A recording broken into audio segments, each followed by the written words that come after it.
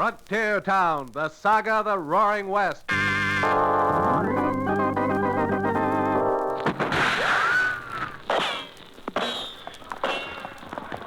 Frontier Town. El Paso, Cheyenne, Powder River, Tombstone. Frontier Town.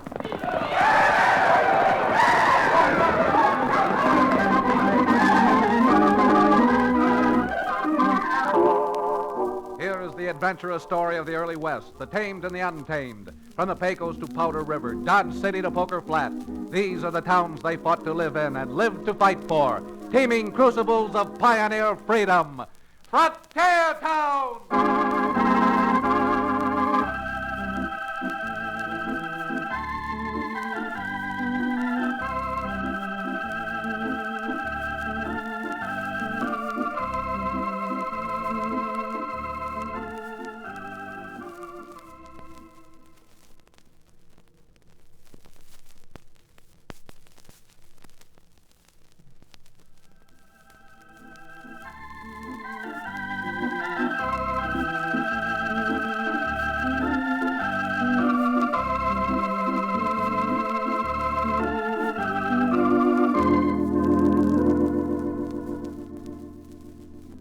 Howdy. I'm Chad Remington. Never heard of me? Well, a lot of folks have never even heard of the town I come from. Dos Rios. Means two rivers. And if Dos Rios sounds peaceful, well, it's no more peaceful than any other frontier town. Good folks and bad, God-fearing and evil. I know, because not only am I a rancher, but I'm also the town's only lawyer. Take the other day, I was perched on a keg of horseshoe nails, swapping yarns with Cherokee O'Bannon out in front of his livery stable and ragging him about the time he used to be a medicine man. Doggone it, Chad. No good lawyer'd say a thing like that. No, sir. That there is slander, libel, and mayhem. Oh, go on. That genuine Cherokee Indian rattlesnake oil you used to peddle couldn't cure a hop-toad of warts. My friend, and I'm giving you the best of it, my rattlesnake oil was an absolute and positive cure for 376 diseases of men and beasts. And guaranteed. Guaranteed, he says. Well, if my father hadn't saved you from that necktie party, What's wrong, Chad? What are you staring at? That rider heading this way, you notice how he slumped over in the saddle? Tan my hide and call me buckskin. What do you think's wrong with him? If I'm any good at guessing, he's been shot. Come on.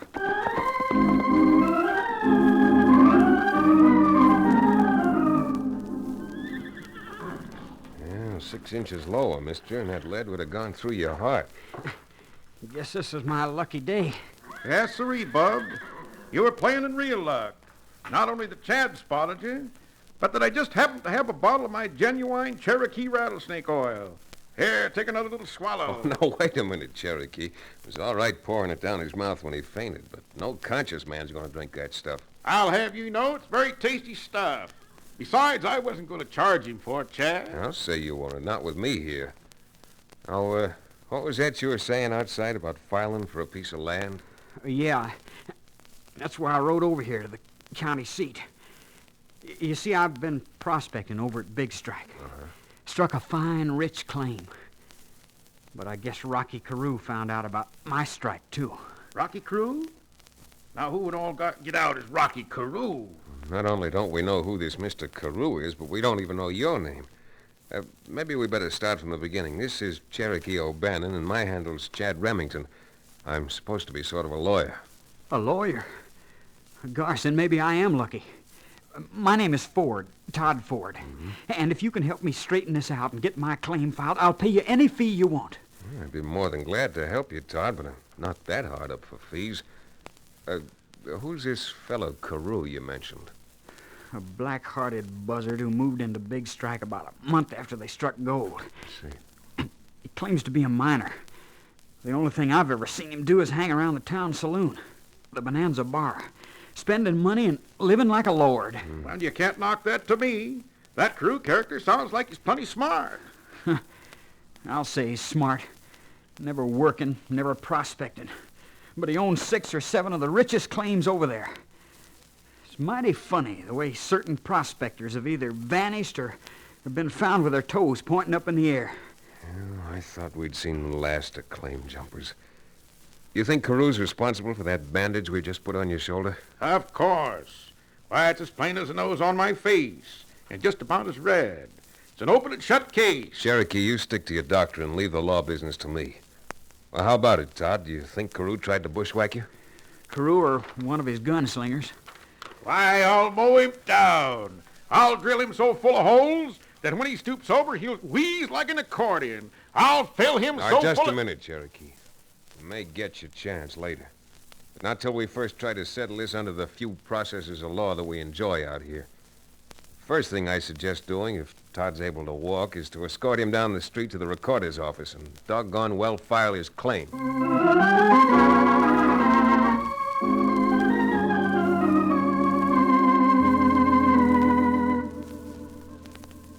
The land office is 2 dusty blocks down Dos Rios' only street from where Cherokee keeps his livery stable.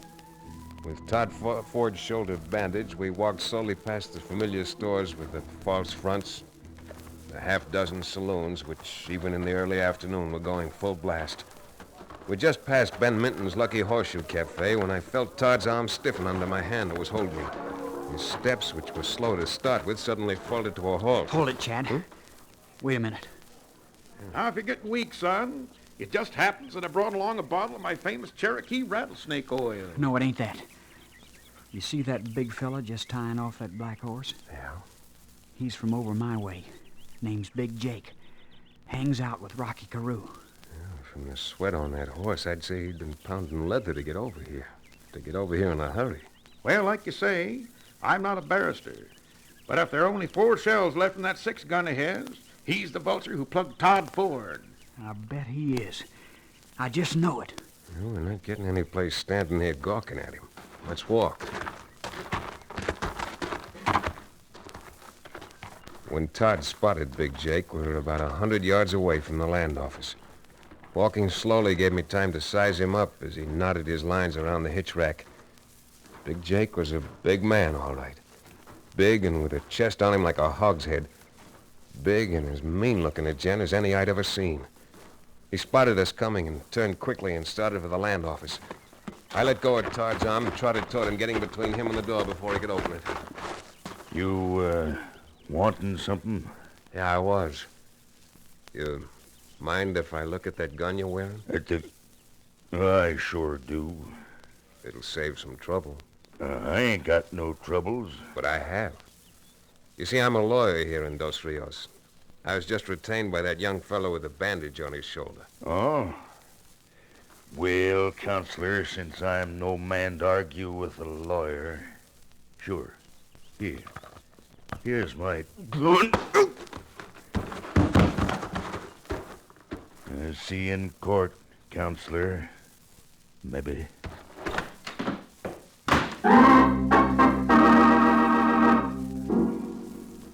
Like I said, Jake was a big man. And I had a lump on the top of my head the size of a mallard's egg where he'd hit me with the butt of the gun I'd been fool enough to ask to see. By the time Todd and Cherokee ran up and I came to, Mr. Carew's gun hand had had enough time to get into the land office, record his claim, and out the back door. The land office registrar was sympathetic enough for all the good it did. Well, I believe you're right enough, Chad, but as a lawyer, you ought to know that the first fellow to get in is a fellow whose claim we got to recognize. Of course, but like all other rules, there are exceptions to that one, too. Exception's my eye. Where Rocky Carew is concerned, this way of getting claims is a rule. What's that name again, young fella? Carew, Rocky Carew. Yeah, that ain't the name he filed in. There's the name of, wait a minute, let me see here. Yeah, the claim's filed in the name, Jake Hunbright. Sure, that's his name. Big Jake Hunbright. You'll have to excuse me batting my long eyelashes like this, but it sure seems like this polecat Carew gets out of this as free as a lark on the wing. He might, but not if Jake sells Carew the claim later. That's legal, good and legal. Well, if that's legal, and Cherokee's right, Carew gets out scot-free. Carew gets out scot-free if and providing we're unable to prove that he hired Jake to dry gulch you on the way over from Big Strike. and instructed him to file on the claim you'd discovered. And that, believe me, ain't gonna prove easy. No, sir, it ain't gonna prove easy at all. Yeah, you're right about that. Since we can't prove anything here in Dos Rios, I think we'd better be Chad, I sure appreciate you wanting to help. But I reckon it's just a waste of time. I guess mine is just another claim Carew and his gang got the jump on. No, my interest in this isn't entirely unselfish now. When Big Jake clubbed me with his gun, he didn't raise just a bump on my head. It brought out my bump of curiosity.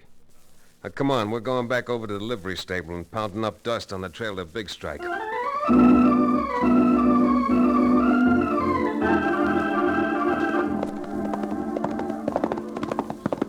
Hell, with that bad shoulder, Todd, if we're going too fast for you, just sing out.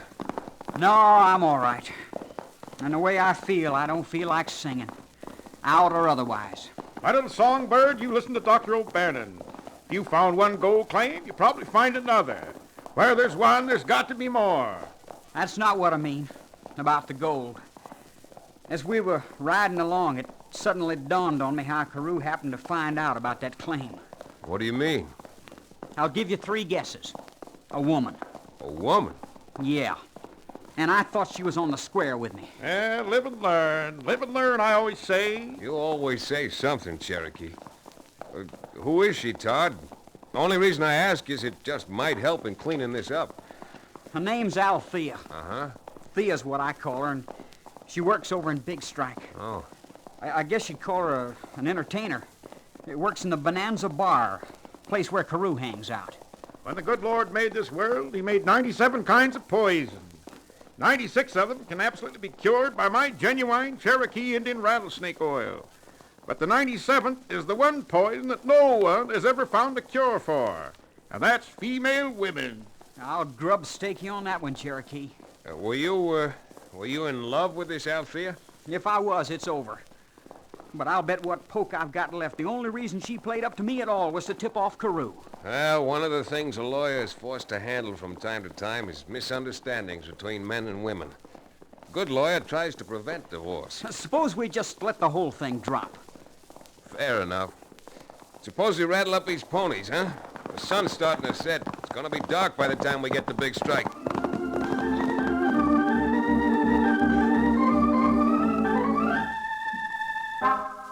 It was dark, all right, by the time we got to Big Strike. But the lights from the Bonanza Bar slanted out over the bat-wing doors and stabbed through the gloom like smoky yellow sabers. Inside, we stood by the doors, blinking in the unaccustomed light while Todd Ford tried to pick out Carew for me. But before he was able, a small figure in a stiff spangled skirt pushed through the crowd and ran up to Todd. Oh, Todd! Todd! Oh, Todd! Todd, I'm so glad you... Oh, what's the matter? What happened, Todd? Your shoulder's bandaged. Don't look so surprised. Or maybe you are surprised because he missed. Because he missed? I'm not aiming to intrude, but Todd's had a couple of shocks today. I'll say I have. And one I'm not forgetting either. Oh, Todd, what's the matter? You're looking at me as if you never saw me before. I don't know about that. But I never want to see you again. That much I'm sure of. Miss, if you leave Todd alone right now, I think if by tomorrow... That's him. That's Carew walking this way now. So that's cool. Yeah, looks more like a rattlesnake on legs. Althea, come on over to my table and I'll buy you a... Well, what happened to you, Ford? Get mixed up in a gun scrape? If he did, it was a little one-sided. I beg your pardon. I don't believe we've met. And we have now. I'm Chad Remington, lawyer from Dos Rios. I rode all the way over here just to talk to you, Mr. Carew. I don't need a lawyer. Well, that, my friend, is a matter of opinion. However, as far as you're concerned, in this particular action, my services have already been spoken for by Mr. Ford. From the way he looks, he don't need a lawyer. He needs a bodyguard. Now, you probably know more about that than I do. All I can tell you is we've got a few laws in this state to protect honest men from claim jumpers. Remington, if I were in your boots, I'd turn them around toward the door and I'd walk out. And I wouldn't stop until I was back in Dos Rios. By that loudmouth, hypocritical... Cherokee, Todd, no. In this case, I think his advice is pretty good. Come on. Todd, please. You can't go without explaining what's happened. Get your dirty little hands off of me. No. Okay, Chad, let's go. Todd.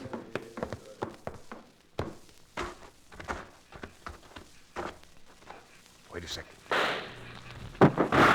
Back against the wall. Chad, who flanked that shot? Oh, lawyer'd call him a couple of death warrants. Got 2 men. See him? One's in the shadows between the alley and the saloon. Other one's in that doorway across the street. Chad, what are we gonna do? What can we do? We can try shooting it out. But my best guess is we've all got a pretty good chance of spending the rest of our lives right here in Big Strike, up on the shady side of Boot Hill.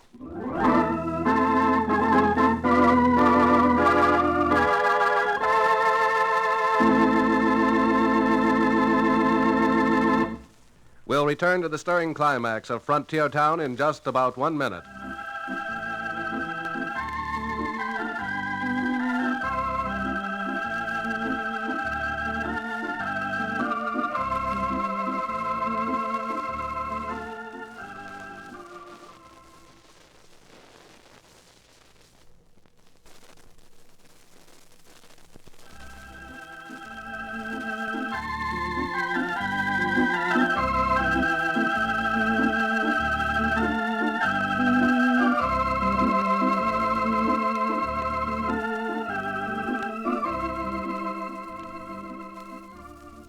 And now, Frontier Town.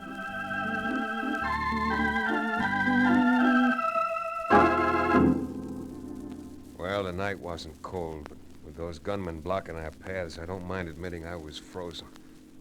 Frozen stiff. We moved a scant few inches, the lights from the Bonanza bar behind us would make us perfect targets. I could almost hear Cherokee's knuckles as his fingers closed over his gun butt. Todd Ford drew his. Finally, I drew mine. Can you move a few inches there, Chad? This hog leg of mine kicks like an overgrown Missouri mule. First one of us who moves gets killed. We just can't stand here. Now, take it easy, kid.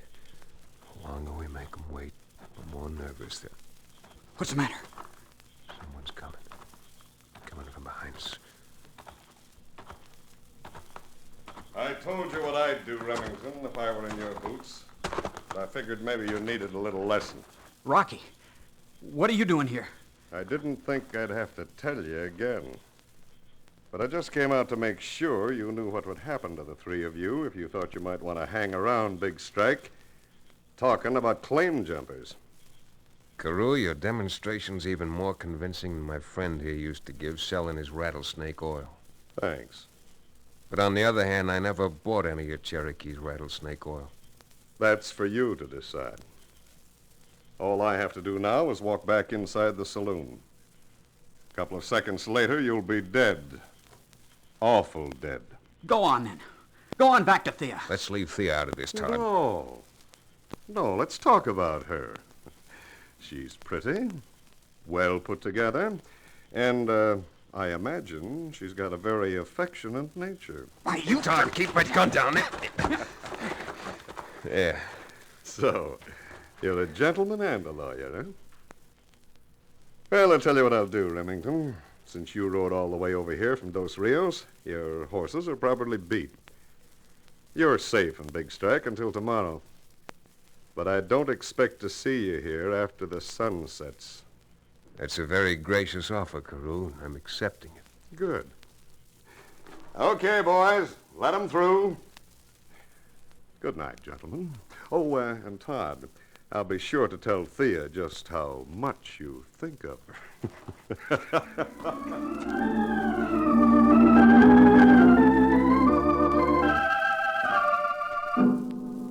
Well, with the high court, the criminal court, granting us a stay of execution, the 3 of us rode back up to Todd's diggings. It was hard and cold on the ground, but I slept like a baby. I slept until shortly after dawn. Then I heard voices. I rolled over a little on one elbow and listened. I know.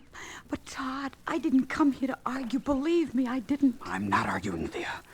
I'm just telling you to clear out of here. Clear out and stay out of my life. If your gentleman friend leaves me with a life. He's not my gentleman friend. He's nothing to me. He's just a customer down at the bar. And a mighty good customer, I'll bet. Oh, Todd, you can't stay here now. Carew will kill you or have you killed like he has everyone else who's gotten in his way. Let's go away. Let's go someplace else together. I told you to get out of here before. Now go on. You're not making a fool of me again. Oh, Todd, please. I'm going over and wake up Chad and Cherokee. When I get back over here, you'd better be gone. Don't be a fool. I don't care what you think of me, but just get out of Big Strike before they kill you. Yeah? Maybe I will get out. But not before we found Jake Hunbright and made him talk. And we'll find him if we have to ride around this country all week.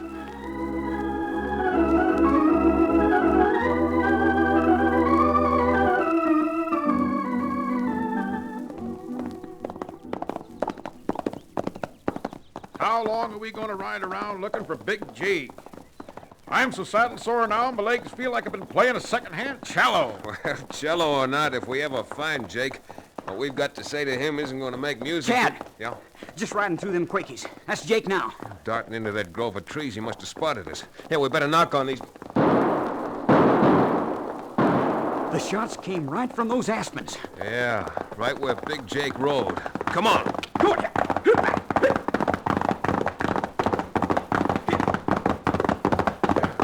Easy now. Oh boy. Hey there.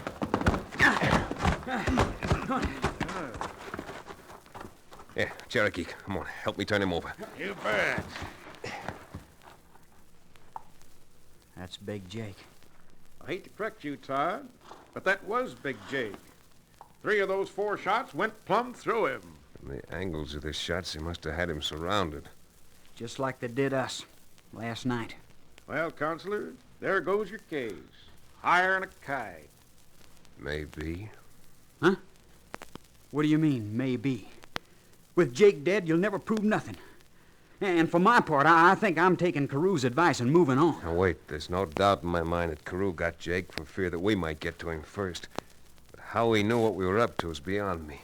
It ain't beyond me. His girlfriend wormed it out of me for him. You'd make a pretty poor judge, Todd. You'd have everyone convicted before they ever got into court. Well, how in tarnation would Carew have found out that we were looking Well, for let's Jake? find that out when the time comes. For now, let's find out what we can right here. Billy Blue Blazes, you believe in ghosts or something, Chad? What are you going to find out from a dead man? I don't know. Yet. But we may find out enough not only to get back Todd's claim, but to have Carew swinging from a gallows for murder.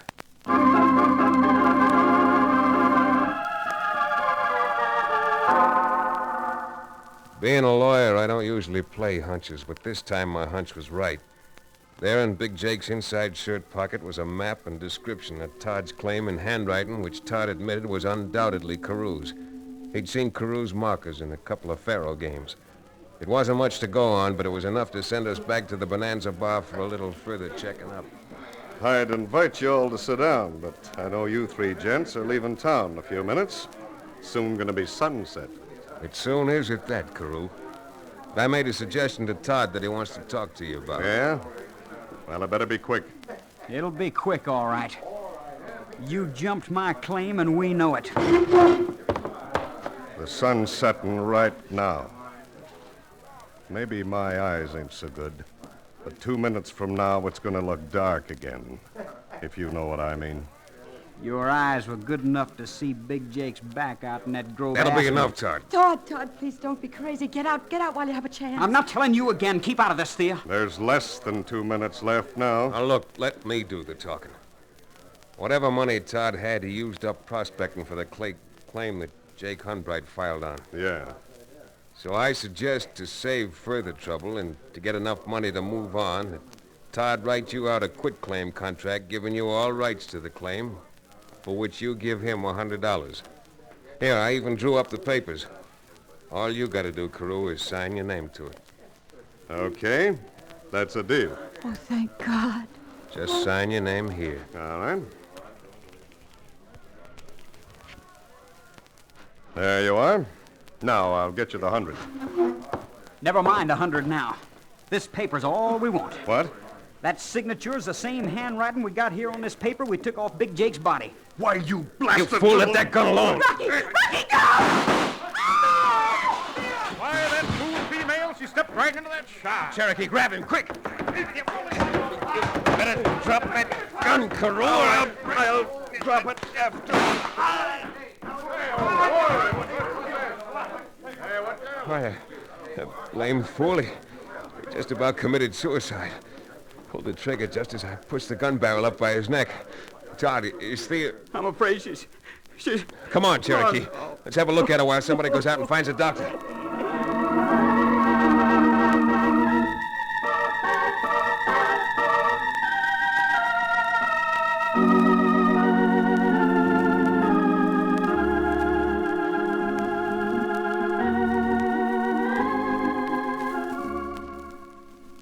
Well, Todd, not only have Cherokee and I got business back in Dos Rios, but I guess we're a little awkward in a lady's bedroom. Oh, this won't be a lady's bedroom for long. My little pigeon, I'm afraid you're going to have to explain that, even to me. I just mean that as soon as the doctor says I'm able, this lady's bedroom's going to be out at Todd's diggings. Well, they say that marriages are made in heaven. Yours certainly comes as close to proving it as any. Sawbones told me that if Carew's shot that Thea stopped had been a half-inch further to the left, that, well... Well, even my Cherokee Indian rattlesnake oil couldn't have done any good for her. And now, don't forget, you two. Cherokee and I are expecting a piece of the wedding cake to put under our pillows. Yes, indeed. Yes, indeed. Ah, those pleasant dreams. Wedding cake, bottle of good old Kentucky bourbon under my pillow. And let this be a lesson to you, Todd. The most important thing that glitters doesn't have to be a nugget. It's usually a woman with a heart of gold.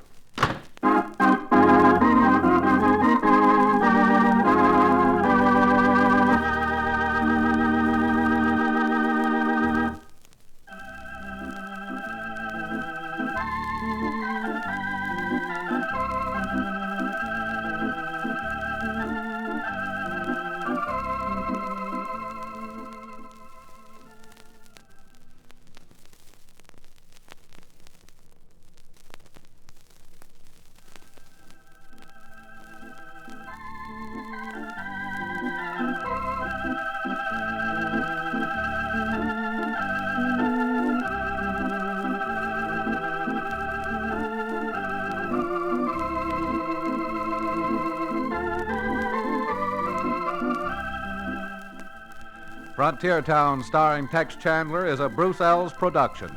Story and supervision by Joel Murcott. Direction by Paul Franklin. Music written and played by Ivan Ditmars.